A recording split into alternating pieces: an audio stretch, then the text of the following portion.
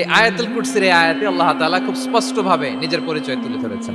আবার সূরাতুল ইখলাসের ভেতরে আল্লাহ তাআলা খুব চমৎকার ভঙ্গিমায় তিনি নিজের পরিচয় তুলে ধরেছেন। অনুরূপভাবে সূরা হাশরের শেষ 3 আয়াতেও আল্লাহ তাআলা খুব চমৎকারভাবে নিজের পরিচয় তুলে ধরেছেন। আওয়াজ করে পড়ুন সুবহানাল্লাহ। আমরা সূরা হাশরের শেষ 3 আয়াতের তাফসীর আজকে আমরা শুনব। আসুন আমরা আমাদের রবকে চিনে নেই। আজকের আলোচনার টপিক হচ্ছে আসুন আমাদের রবকে চিনি। আসুন আমাদের, সবাই বলুন, আসুন আমাদের রবকে চিনি। আজকের আমার ঢাকা বিভাগের প্রোগ্রাম থেকে, এই নবাবগঞ্জ বারুয়াখালীর প্রোগ্রাম থেকে আমরা আমাদের রবকে চিনে যাব ইনশাআল্লাহ। বলেন সবাই। সূরা হাশরের শেষ 3 আয়াতের একটা বিশেষ ফজিলত আছে, এটা আপনারা পড়বেন। কি ফজিলত? বিষ্ণু ঈসা ইসলাম বলেন, মান ক্বালা হিনা ইউসবিহু সালাসা মাররাতিন আউযু বিল্লাহিস সামিউল আলিম মিনাশ শাইতানির রাজীম সুম্মা ক্বারাআ সালাসা আয়াতিন মিন আখিরি সূরাতিল হাশরি ওয়াক্কালাল্লাহু বিহি ৭০,০০০ মালাকিন ইউসাল্লুনা আলাইহি ওয়া ইন মাতা ফি যালিকাল ইয়াউমি মাতা শাহীদান। বিশ্বনবী মুহাম্মদুর রাসূলুল্লাহ সাল্লাল্লাহু আলাইহি ওয়াসাল্লাম ইরশাদ করেন, যে ব্যক্তি সকাল বেলা 3 বার তেলাওয়াত করবে আউযু বিল্লাহিস সামিউল আলিম মিনাশ শাইতানির রাজীম, এরপরে সূরা হাশরের শেষ 3টি আয়াত তেলাওয়াত করবে, রব্বুল আলামিন ওই ব্যক্তির জন্য ৭০,০০০ ফেরেশতা নিয়োগ দিবেন যারা সারা দিন ওই লোকের জন্য মাগফিরাতের দোয়া করবে। শুধু এখানেই শেষ নয়, বিশ্বনবী ফরমান, ওয়া ইন মাতা ফি যালিকাল ইয়াউমি মাতা শাহীদান, ওই দিন যদি ওই ব্যক্তিটা ইন্তেকাল করে সে শহীদ হয়ে কিয়ামতের দিন আল্লাহর সামনে দাঁড়াবে। সকালবেলা যদি পড়েন 3 বার আউযু বিল্লাহিস সামিউল আলিম মিনাশ শাইতানির রাজীম 3 বার পড়ে সূরা হাশরের শেষ 3 আয়াত যদি তেলাওয়াত করেন, তাহলে আপনার জন্য আল্লাহ তাআলা ৭০,০০০ ফেরেশতা নিয়োগ করবে। সারা দিন তারা আপনার জন্য মাগফিরাতের দোয়া করবে, আর ওই দিন ইন্তেকাল করলে আল্লাহ তাআলা শহীদ হিসেবে আপনাকে কিয়ামতের দিন দাঁড় করাবে। সুবহানাল্লাহ। এত আস্তে। আবার সন্ধ্যাবেলায় যদি পড়েন, সারা রাতের জন্য ৭০,০০০ ফেরেশতা মাগফিরাতের দোয়া করবে।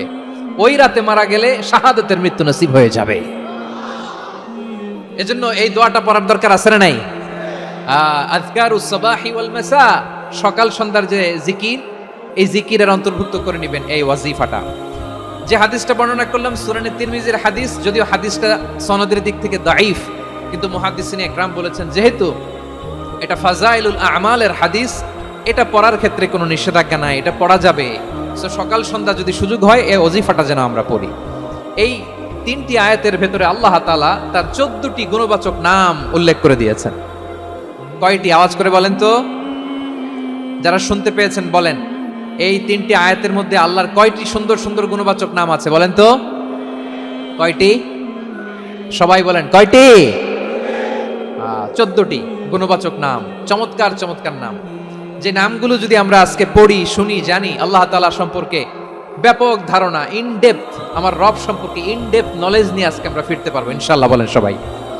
আসুন আমরা আল্লাহ তাআলার এই চমৎকার চমৎকার 14টি নামের ব্যাখ্যা বিশ্লেষণ আজকের এই তাফসীর ময়দান থেকে জানি। প্রিয় ভাইয়েরা, আল্লাহর অনেক সুন্দর সুন্দর নাম আছে। আমাদের উচিত এই নামগুলো দিয়ে আল্লাহকে ডাকা। ভাই, তোমরা যদি ড্রোন একেবারে আমার মাথার সামনে নিয়ে আসো তাইলে হবে? একটা নিরাপদ দূরত্বে রাখতে হবে, এই ড্রোনের সাউন্ড যেন আমি না পাই। সেফ জোনে থাকতে হবে, দূরে থাকো। সম্মানিত ভাইয়েরা, আল্লাহ তাআলার চমৎকার চমৎকার অনেক নাম আছে যেগুলো আল্লাহ তাআলা কোরআনে উল্লেখ করেছেন। আল্লাহর আসল নাম হচ্ছে আল্লাহ। আসল নাম কি? সবাই বলুন, আসল নাম কি? কি মাঝখানে কি সমস্যা? এই ভাই যদি না দাঁড়ায়, ওই যে মহিলা প্যান্ডেলের বোনরা তো দেখবে না। ভাই আপনি একটু বসেন, মাঝে মাঝে একটু দাঁড়াবেন। ঠিক আছে, ঠিক আছে, হ্যাঁ হয়েছে। আল্লাহ তাআলার আসল নাম হচ্ছে আল্লাহ। আওয়াজ করে আল্লাহর একটা ডাক দেন, বলেন আল্লাহ। মন থেকে, হৃদয়ের গহীন থেকে, হৃদয় নিংড়ানো মনের সবটুকুন ভালোবাসাকে উজাড় করে দিয়ে আল্লাহর নামটা জপেন তো, পড়েন তো আল্লাহ। কেমন লাগে? ভালো লাগে? এর চেয়ে সুন্দর মধুমাখা নাম, জাদুমাখা নাম আর আছে? দু একজন বলছে নাই। আওয়াজ করে বলেন, এর চেয়ে সুন্দর নাম আর আছে?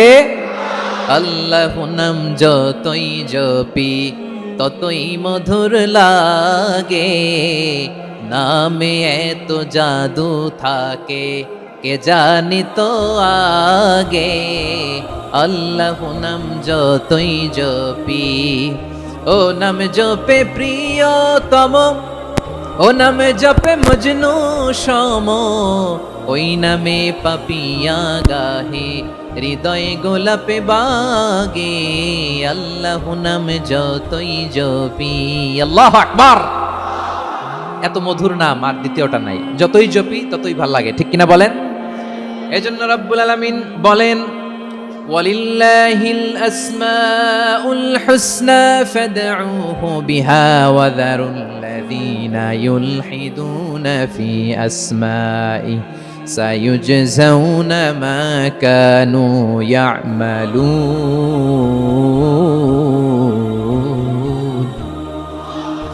আল্লাহ বললেন, আমার অনেক সুন্দর সুন্দর নাম আছে, অনেকগুলো গুণবাচক সুন্দরতম নাম আছে, তোমরা এই নামগুলো ধরে আমি আল্লাহরে ডাকো, আর যারা আমি আল্লাহর নামের বিকৃতি ঘটায় তাদেরকে তোমরা বর্জন করো, আর তারা দুনিয়াতে যা করেছে আখিরাতের ফল তারা ঠিকই পাবে। সুবহানাল্লাহ বলেন। আল্লাহর অনেক সুন্দর সুন্দর নাম আছে, এগুলো ধরে ডাকতে বলা হয়েছে, আর যারা আল্লাহর নামের বিকৃতি করে তাদেরকে বর্জন করতে বলা হয়েছে। আপনি আল্লাহর নামের জিকির যখন করবেন, আপনি আমার আল্লাহর নামের বিকৃতি করতে পারবেন? বারোয়াখালীর ভাইরা বুঝে থাকলে আওয়াজ দেন, আল্লাহর নামের বিকৃতি করা যাবে? আপনি যখন জিকির করবেন স্পষ্ট শব্দে আল্লাহর নামটা বোঝা যেতে হবে। সুবহানাল্লাহ, ওয়ালহামদুলিল্লাহ, লা ইলাহা ইল্লাল্লাহ, আল্লাহু আকবার, একসাথে মিলিয়ে করেন অথবা আলাদা আলাদা করেন, অথবা শুধু আল্লাহ আল্লাহ এই নামের জিকিরও যদি করেন স্পষ্ট বোঝা যাইতে হবে। আল্লাহর নামের বিকৃতি করা যাবে, কিন্তু আল্লাহর নামের বিকৃতি করে জিকির এদেশে আছে না নাই? আছে। দেখবেন জিকিরের মধ্যে হুই হুই হুই হুই হুই এরকম করতেছে, আছে না নাই? সবাই মিলে লাফাচ্ছে, দফাচ্ছে, মাথা ঝুলাচ্ছে, আর কি কি যেন বলে, ওইটার মধ্যে আমি আল্লাহর নাম খুঁজে পাই না, এরকম আছে না নাই? হ্যাঁ, হই হই করে কিম্ভূত কিমাকার অদ্ভুত আওয়াজ করে তারা জিকির করে, সেখানে আল্লাহর নাম নাই। এই জিকির আল্লাহর কাছে গ্রহণযোগ্য হবে? আল্লাহ বলেন, ওয়াযারুল্লাযীনা ইউলহিদুনা ফি আসমাইহি, খবরদার আমার নামের যারা বিকৃতি ঘটায় তাদেরকে তোমরা বর্জন করো।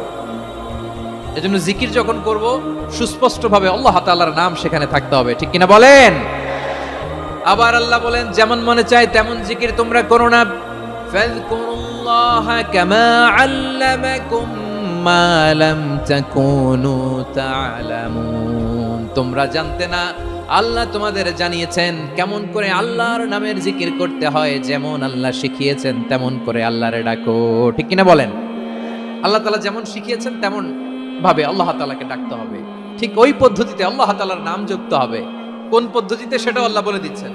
আল্লাহ তাআলা বললেন, ওয়াজকুর রাব্বাকা ফি নাফসিকা তাদাররুআন ওয়া খীফাতান ওয়া দুনাল জাহরি মিনাল কওলি বিল গুদুই ওয়াল আসাল ওয়া লা তাকুম মিনাল গাফিলিন। খবরদার আল্লাহর নামের জিকির করো, আল্লাহকে ডাকো। ফি নাফসিকা মনে মনে, তাদাররুআন সবিনয়ে, খীফাতান ভীত বিহবল চিত্তে, দুনাল জাহরি মিনাল কওল অনুচ্চ স্বরে অনুচ্চ আওয়াজে। এভাবে আল্লাহরে ডাকলে সেই ডাকা কবুল করে নিবে কে? তাহলে আল্লাহকে জপতে হবে মনে মনে, সবিনয়ে, ভীত বিহবল চিত্তে, অনুচ্চ স্বরে, এভাবে জিকির করতে হবে। বিশ্ব ইসলাম এবং বিশ্বনবীর সাহাবারা ঠিক এই পদ্ধতিতে আল্লাহ তাআলাকে ডাকতেন। তাহলে এই যে আল্লাহ তাআলার সুন্দর সুন্দর নামগুলো আছে, এগুলো ধরে আমরা আল্লাহ তাআলার জিকির করব, তার প্রশংসা করব, তার পবিত্রতা বর্ণনা করব, তাহলে খুশি হবেন কে? বিষ্ণু ঈসা ইসলাম বলেন, শাইতানু জাসিম আলা কলবি ইবনে আদম, শয়তান বনি আদমের কলবের মধ্যে এরকম খামচি মেরে বসে থাকে। খামচি বোঝেন তো? শয়তান বনি আদমের হৃদয়ে কলবে খামচি মেরে বসে থাকে। ফাইদা যাকারাল্লাহ খানাসা, যখন মানুষ আল্লাহর জিকির করে শয়তান দৌড়ে পালায়। ওয়া ইদা গাফালা ওয়াসওয়াসা, আর মানুষ যখন অমনোযোগী হয়, গাফিল হয়, শয়তান আবার টেম্পটেশন দেয়, আবার ধোঁকা দেয়, আবার ওয়াসওয়াসা দেয়। এজন্য বিশ্বনবী বলতেন, লা ইয়াজালু লিসানুকা রাতবান মিন যিকরিল্লাহ, সব সময় প্রতি মুহূর্তে সর্বক্ষণে তোমার জিহ্বাটা আল্লাহর জিকির দিয়ে ভিজা রাখবা, আল্লাহর জিকির দিয়ে সিক্ত রাখবা, তাহলে কবুল করবে কে? সবাই পড়েন সুবহানাল্লাহ, আলহামদুলিল্লাহ, লা ইলাহা,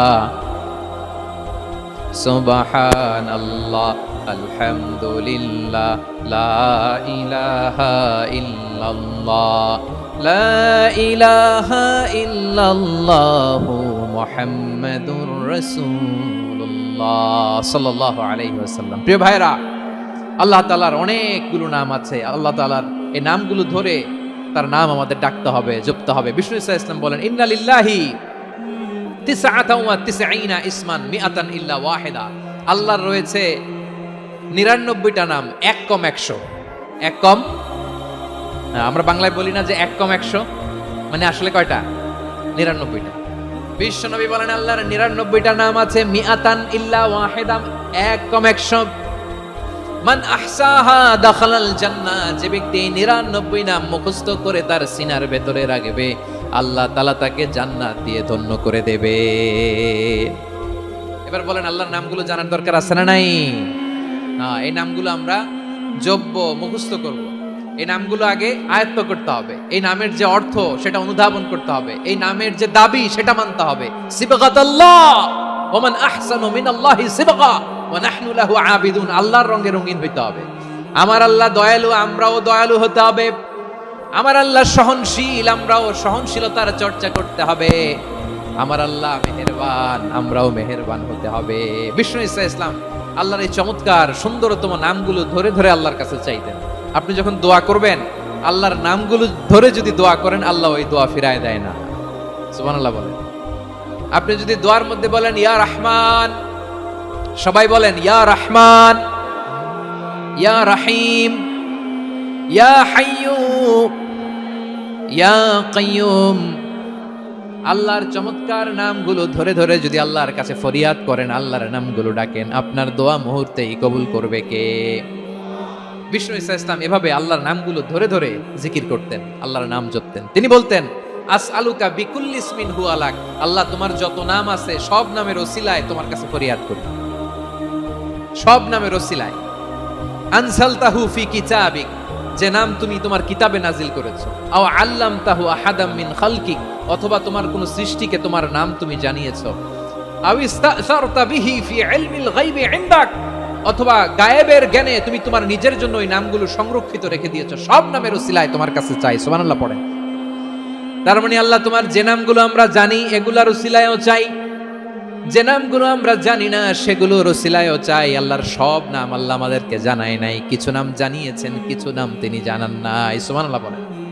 আল্লাহ তাআলা তার কিছু নাম কোরআনে উল্লেখ করেছেন, কিছু নাম স্পেশাল কিছু নবীদেরকে জানিয়েছেন, আর কাউকে জানান নাই। কিছু নাম তিনি কিয়ামতের দিন আমাদের সামনে প্রকাশ করবেন যে এটাও আমার একটা নাম, এটা তোমরা কেউ জানতা না। সুবহানাল্লাহ, সারপ্রাইজ হিসেবে আল্লাহ তাআলা রেখে দিয়েছেন, কেউ জানে না। কিয়ামতের দিন আল্লাহ তাআলা সেই নামগুলো জানাবেন।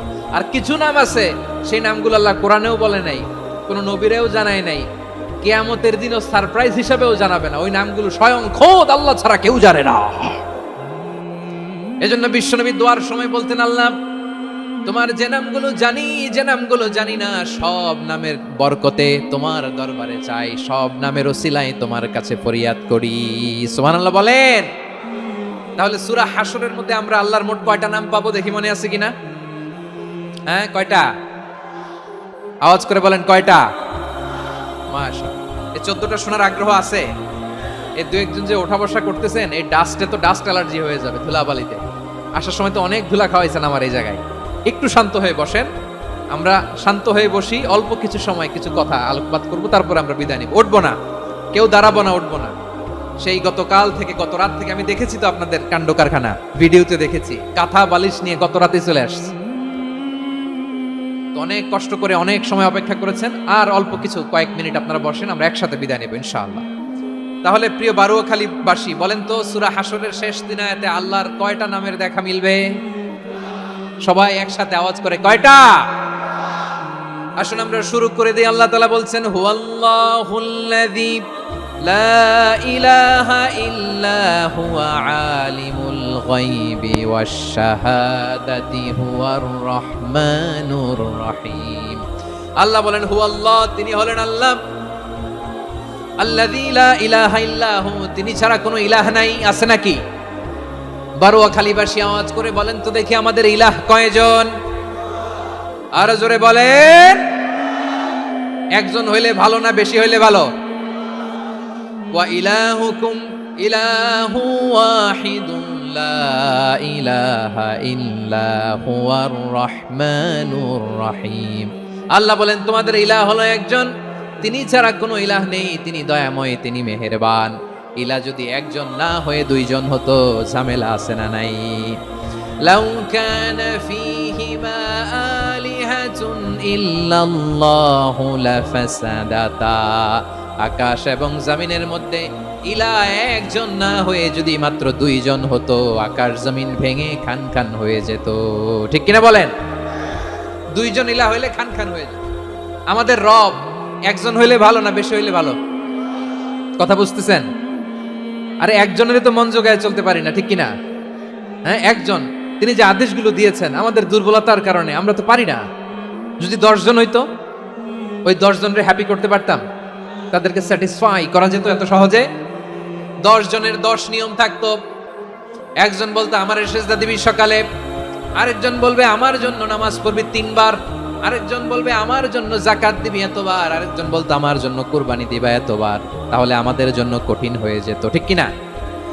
যদি ইলাহ একজন না হয়ে একাধিক হতো, একজন বলতো না আমি মহাবিশ্ব এভাবে চালাবো, আরেকজন বলতো না আমার মন চায় এভাবে, আমি এভাবে চালাবো, একজন বলতো সূর্য আমি পূর্ব দিকে উঠাবো, আরেকজন বলতো না আমি দক্ষিণ দিকে উঠাবো, আরেকজন বলবে না আমি উত্তর দিকে উঠাবো। এরকম আছে না নাই? ঝামেলা লেগে যেত। এজন্য বেশি রব হইলে আমাদের জন্য ঝামেলা, খোদা বেশি হইলে আমাদের লস। একজন হওয়াতে আমরা বেঁচে গেছি। বারোয়াখালীবাসী আওয়াজ করে না, কথা বলে না। রব খোদা একজন হওয়াতে আমাদের সুবিধা হয়েছে না?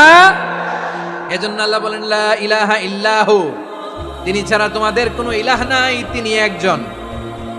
লা ইলাহা ইল্লাহু আলিমুল গায়বি ওয়াশ শাহাদা, তিনি প্রকাশ্যেরও মালিক অপ্রকাশ্যেরও মালিক। তিনি যেটা ওপেন এটাও জানেন, যেটা গোপন সিক্রেট ওইটাও জানেন। আলিমুল গায়বি ওয়াশ শাহাদা, তিনি গায়েবের মালিক, গায়েবের জ্ঞানী, যেটা দেখা যায় না, অদৃশ্য, জানা নাই, এটাও তিনি জানেন। এগুলো জানতে তার কোনো মাধ্যমের প্রয়োজন হয় না। অতীতে কি হয়েছে, বর্তমানে কি চলছে, ভবিষ্যতে কি হবে, সব তার জ্ঞানের ভেতরে আছে না নাই? এজন্য আল্লাহ বললেন আলিমুল গায়বি ওয়াশ শাহাদা, তিনি গায়েবের জ্ঞান রাখেন, তিনি দৃশ্য জগতের জ্ঞান রাখেন, তিনি প্রকাশ্য জগতের জ্ঞান রাখেন, তিনি গোপন জগতের জ্ঞান রাখেন। তার কাছে কোনো কিছু গোপন নাই, ঠিক কিনা বলেন? হুয়ার রহমানুর রহিম, তিনি হলেন দয়াময়, তিনি হলেন মেহেরবান। এই যে শুরু হলো 14 নামের প্রথম দুইটা, আর রহমান আর রাহিম। হুয়ার রহমানুর রাহিম, তিনি হলেন the most gracious, the most merciful, তিনি দয়াময়, তিনি অতিশয় মেহেরবান। সুবহানাল্লাহ বলেন। তার দয়ার কোনো শেষ নাই, তার মায়ার কোনো শেষ নাই। আল্লাহ, তাহলে 14টা নামের মধ্যে কয়টা পাইলাম? একটা কি? আর রহমান। বারোয়াখালীবাসী বুঝে থাকলে আওয়াজ করে বলেন প্রথমটা কি? 2 নাম্বার আর রাহিম। আওয়াজ করে বলেন 2 নাম্বার। আওয়াজ করে সবাই গলা ছেড়ে দিয়ে উত্তর দেন তো, প্রথম নামটা কি? দ্বিতীয় নামটা? আর রাহিম। রহমান আল্লাহর one of the major names, আল্লাহর মৌলিক নামগুলোর মধ্যে গুরুত্বপূর্ণ একটা নাম হচ্ছে রহমান। গুরুত্বপূর্ণ নাম কি? রহমান, দয়ার সাগর, মায়ার সাগর। রহমানুন ফিদ দুনিয়া ওয়া রহিমুন ফিল আখিরাহ। এই দুনিয়ার জন্য আল্লাহ রহমান, দুনিয়াতে আল্লাহ সবাইরে দয়া করে, কাফিররেও করে, মুসলিমরেও করে। আর আখিরাতের জন্য তিনি রহিম, সেখানে কাফির মুশরিকদের জন্য আল্লাহর পক্ষ থেকে কোনো দয়া থাকবে না। চিল্লায় বলেন ঠিক কি না? এজন্য আল্লাহ বললেন আমার মৌলিক একটা নাম হলো রহমান। আল্লাহর পরে অন্য কোন নাম দিয়ে যদি তোমরা আমার নাম প্রকাশ করতে চাও, জপতে চাও, ডাকতে চাও, তোমরা রহমান নামে ডাকো। রব্বুল আলামিন ইরশাদ করেন কুলিদুল্লাহ আউইদুর রহমান আইয়াম্মা তাদউ ফালাহুল আসমাউল হুসনা। আমাকে আল্লাহ নামে ডাকো, কিংবা আমি আল্লাহকে রহমান নামে ডাকো, যে নামেই ডাকো না কেন আমার আছে অনেকগুলো সুন্দর সুন্দর নাম। যে নামেই ডাকো আমি শুনি, ডাকলেই আমি সাড়া দেই। সকালে ডাকলেও সাড়া দেই, দুপুরে ডাকলেও সাড়া দেই, মাঝরাতেও যদি আমরা বিপদে পড়ি ডাকলে, আমাদের ডাকে সাড়া দেয় কে? সবাই বলুন তো, সাড়া দেয় কে? আবার বিশ্বনবী যখন মক্কায় দাওয়াত দিচ্ছিলেন, তিনি মাঝে মাঝে আল্লাহর নাম বলছিলেন, মাঝে মাঝে তিনি রহমান নাম বলছিলেন। যখন তিনি বললেন ওয়া ইদা কিলা লাহুমুসজুদু লিররহমানি ক্বালু ওয়া মার রহমান, বিশ্বনবী মক্কায় যখন মক্কার কাফিরদেরকে, কুরাইশদেরকে বলল তোমরা রহমানকে সেজদা দাও, রহমানের ইবাদত করো, রহমানের জন্য সেজদায় লুটিয়ে পড়ো, মক্কাবাসী বলে রহমান আবার কে? রহমান রে তো চিনি না। রহমানকে আল্লাহ চিনি, রহমান চিনি না। মক্কাবাসী কি বলে? কারে চিনে? আল্লাহরে চিনে। কারে চিনে না? রহমান কে তো চিনি না। রহমান আবার কোত্থেকে আসলো? কে Rahman? Who is this Rahman? যখন তারা বলে রহমান রে চিনি না, আল্লাহর গায়রতে আঘাত লেগেছে। আল্লাহ বলে রহমান রে চিনো না, না? তাদেরকে চিনানোর জন্য আল্লাহ ৭৮ আয়াত বিশিষ্ট আর রহমান নামে কোরআনে একটা সূরা নাজিল করেছেন। যখন মক্কার কুরাইশরা বলে আল্লাহ চিনি, রহমান চিনি না, আল্লাহ বলে রহমান রে চিনো না, তাহলে চিনে নাও রহমান নামে তিনি ৭৮ আয়াত বিশিষ্ট কালামুল্লাহ মাজিদে একটা গোটা সূরাই নাজিল করে দিয়েছেন। তিনি নাজিল করলেন আর রহমানু আল্লামাল কুরআনা খালাকাল ইনসানা আল্লামাহুল বায়ান, দয়াময় রহমান শেখালেন কোরআন, বানালেন ইনসান, শেখালেন বায়ান। দয়াময় রহমান শেখালেন কোরআন, বানালেন ইনসান, শেখালেন বায়ান। দয়াময় রহমান শেখালেন কোরআন, বানালেন ইনসান, শেখালেন বায়ান। পড়েন আল্লাহু আকবার। আল্লাহ বলে রহমান কারে বলে চেনো না? শুনে নাও, ৭৮ আয়াত বিশিষ্ট গোটা একটা সূরা নাজিল করে দিলাম, সূরাতু আর রহমান। আর রহমান তিনি দয়ালু, আল্লামাল কোরআন, তিনি মানুষকে কোরআন শিখিয়েছেন, খালাকাল ইনসান, মানুষ বানিয়েছেন, আল্লামাহুল বায়ান, মানুষকে কথা বলা, বর্ণনা করা শিখিয়েছেন। পড়েন সুবহানাল্লাহ। গোটা একটা সূরাই নাজিল করেছেন, সূরাতু আর রহমান। আমার বারোয়াখালীর ভাইয়েরা, তার নাম হচ্ছে আর রহমান আর রাহিম, মানে দয়াময়, মেহেরবান। তার দয়া যে কত বেশি আপনি কল্পনাও করতে পারবেন না, আপনি কল্পনাতেও আনতে পারবেন না তার দয়া কত বেশি। বিশ্বনবী সাল্লাল্লাহু আলাইহি ওয়াসাল্লাম ফরমান, লাম্মা কাদাল্লাহুল খালকা কাতাবা ইনদাহু ফাওকা আরশিহি, আল্লাহ যখন মহাবিশ্বের সব সৃষ্টি করে সারলেন, তিনি আরশের উপরে লিখলেন সাবাকাত রাহমাতি গাদাবি, সাবাকাত রাহমাতি গাদাবি। কোথায় লিখছে? আরশের উপরে। আওয়াজ করে বলেন তো কোথায় লিখেছে? আরশের উপরে আল্লাহ লিখলেন সাবাকাত রাহমাতি গাদাবি। এর মানে হলো আমার দয়ার কাছে, আমার ভালোবাসার কাছে আমার ক্রোধ পরাজয় বরণ করেছে, আমার দয়ার কাছে আমার রাগ কিংবা ক্রোধ পরাজয় বরণ করেছে। মানে আমি আল্লাহর দয়া আছে, আবার আমি আল্লাহর ক্রোধ বা রাগ আছে, কিন্তু আমি আল্লাহর রাগের চেয়ে দয়া বেশি। আওয়াজ করে বলেন, আল্লাহর রাগ বেশি না দয়া বেশি? আল্লাহর যদি রাগ থাকতো আমরা বাঁচতে পারতাম? যে পরিমাণে আকাম কুকাম আমরা করি, অপকর্ম করি, অন্যায় করি, জুলুম করে জুলুমের আড্ডাখানা বানিয়ে রেখেছি গোটা দুনিয়াকে, আল্লাহ যদি মুহূর্তে মুহূর্তে রেগে যেতেন আমরা বাঁচতে পারতাম? মহাবিশ্ব সৃষ্টির পরেই তিনি আরশের উপরে লিখেছেন সাবাকাত রাহমাতি গাদাবি, মানে আমি আমার দয়ার কাছে আমি আল্লাহর ক্রোধ, রাগ, ক্ষোভ এটা পরাজিত হয়েছে। সুবহানাল্লাহ বলেন। আবার বিষ্ণু বললেন জাআলাল্লাহুর রাহমাতা মিয়াতা জুজ, আল্লাহ দয়ার ভালোবাসাকে 100 টুকরা করলেন, 99 টুকরা দয়া মায়া ভালোবাসা আল্লাহ নিজের কাছে রেখে দিলেন, আর 1 টুকরা দয়া মায়া ভালোবাসা আল্লাহ গোটা বিশ্বের সবার মাঝে ঢেলে দিলেন। দয়া মায়া ভালোবাসা 100 টুকরা করে আল্লাহ নিজের কাছে রাখছেন কয় টুকরা? সবাই বলেন 99 টুকরা। আর গোটা বিশ্বের সবার মাঝে ভাগ করে দিয়েছেন কয় টুকরা? এবার এই 1 টুকরা নমুনা দেখেন তো পৃথিবীতে। স্বামী স্ত্রীর জন্য কত ভালোবাসা, বন্ধু বন্ধুর জন্য কত ভালোবাসা, গার্লফ্রেন্ড বয়ফ্রেন্ডের জন্য গলায় ফাঁস লাগায়, আছে না নাই? এই এখন গলার আওয়াজ বাড়ছে ইয়াংদের। হুজুর এখন গার্লফ্রেন্ড বয়ফ্রেন্ডের ভিতরে ঢুকছে, এখন আমরা আছি হুজুর। জেগে উঠছে বারোয়াখালী। দেখেন এই তো কয়েকদিন আগেই তো, কত বছরের 12 না কত বছরের এক মেয়ে, কত বছর? 11। ওই দেখেন সব মুখস্থ দুষ্টগুলার, আর কিছু মুখস্থ না থাকলে এগুলো মুখস্থ। 11 বছরের তারে কি বলবো, তরুণীও তো না, কিশোরী। এই কিশোরী ভালোবাসার টানে বাপ মা থুইয়া চলে গেছে কোথায়। দেখেন, ভালোবাসারে আল্লাহ 100 টুকরা করেছেন, 99 টুকরা ভালোবাসা আল্লাহ নিজের জন্য রেখেছেন, 1 টুকরা আমাদের সবাইকে ভাগ করে দিয়েছে। যত পাখি আছে পৃথিবীতে, যত মাছ আছে, যত প্রাণী আছে, যত মানুষ আছে, যত জিন আছে, আমরা সবাই মিলে পেয়েছি ভালোবাসার কয় টুকরা? আর আরশে আজিমের অধিপতি আল্লাহ, তিনি তার কাছে ভালোবাসা রেখে দিয়েছেন কয় টুকরা? তাহলে এবার আওয়াজ করে বলেন, আল্লাহর রাগ বেশি নাকি দয়া বেশি? আল্লাহ তুমি দয়ার সাগর, রহমানুর রহিম, তোমার দয়ায় পূর্ণ আমার সারা নিশিদিন। সবাই পড়েন, আল্লাহ তুমি দয়ার সাগর, রহমানুর রহিম, তোমার দয়ায় পূর্ণ আমার সারা নিশিদিন। আল্লাহু আকবার। আল্লাহ বলেন, রাহমাতি ওয়াসিয়াত কুল্লা শাই, গোটা বিশ্বের সব জায়গায় আমি আল্লাহর রহমত বিস্তৃত, এমন কোন জায়গা নাই যেখানে আমি আল্লাহর রহমত নাই। ঠিক কিনা বলেন? এমন কোন জায়গা নাই আমি আল্লাহর রহমত নাই। আমি আল্লাহর রহমত ছাড়া গাছের একটা পাতা নড়ে না, আমি আল্লাহর দয়ার রহমত ছাড়া গাছের একটা পাতা পড়ে না, আমি আল্লাহর দয়ার রহমত ছাড়া আকাশ থেকে এক ফোঁটা বৃষ্টি ঝরে না। তিনি হলেন রহমান, তিনি হলেন রাহিম। ঠিক কিনা বলে? আল্লাহরে চিনতেছেন? আলোচনার বিষয় কি? আসুন আমাদের রবকে চিনি। তিনি হলেন আর রহমান, তিনি হলেন আর রাহিম। তার দয়ার কোনো শেষ নাই, তার মায়ার কোনো শেষ নাই। বনি ইসরাইলের এক লোক 500 বছর আল্লাহর ইবাদত করেছে। কয় বছর?